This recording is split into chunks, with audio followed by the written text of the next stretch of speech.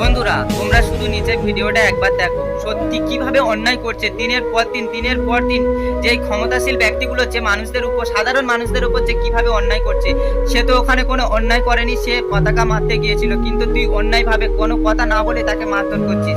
এটা কিন্তু অন্যায়, তোর জবাব দিতেই হবে। আর তুই যে পার্টি দালালি করিস, যে পার্টি দালালি করিস, ঘুষ খাস, সেই কত টাকা ঘুষ খেয়েছি জানি না, এই কাজটা করার জন্য, এই ছেলেটাকে মারার জন্য কত টাকা ঘুষ খেয়েছি জানি না। কিন্তু তুই যে পার্টি দালালি করিস না কেন, বিজেপি হোক, টিএমসি হোক, কংগ্রেস হোক, যে পার্টি দালালি করিস না কেন, তোর আজ আমি জানি হয়তো তোর ওখানে ক্ষমতা রয়েছে, তুই ক্ষমতা জোরে আজকে ছেলেটাকে মারধর করছিস। কিন্তু একটা কথা ভেবে রাখিস, আল্লাহ ছাড় দেয় কিন্তু ছেড়ে দেন না।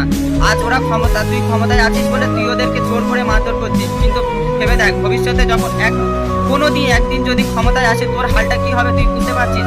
জানি না ভাই তুই কত টাকা ঘুষ খেয়েছি বা কি করেছিস জানি না, কিন্তু তোকে এইভাবে মারাটা অন্যায়।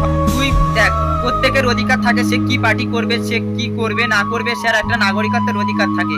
তোর ভাই তুই যে পার্টি করতিস সেই পার্টির পতাকা তুই মান না, তোকে কেউ বারণ করেনি, তুই সেই পার্টির পুরো পতাকা গ্রামময় ছড়িয়ে দে। কিন্তু ওখানে তো ওই ভাইটা কোনো অন্যায় করতে যায়নি, তুই সেখানে গিয়ে সেই ভাইটাকে কোনো কথা নেই, যেভাবে অন্যায় করে মারছিস না, তোর এর জবাব দিতেই হবে। আর এর জন্য তুই রেডি থাকিস।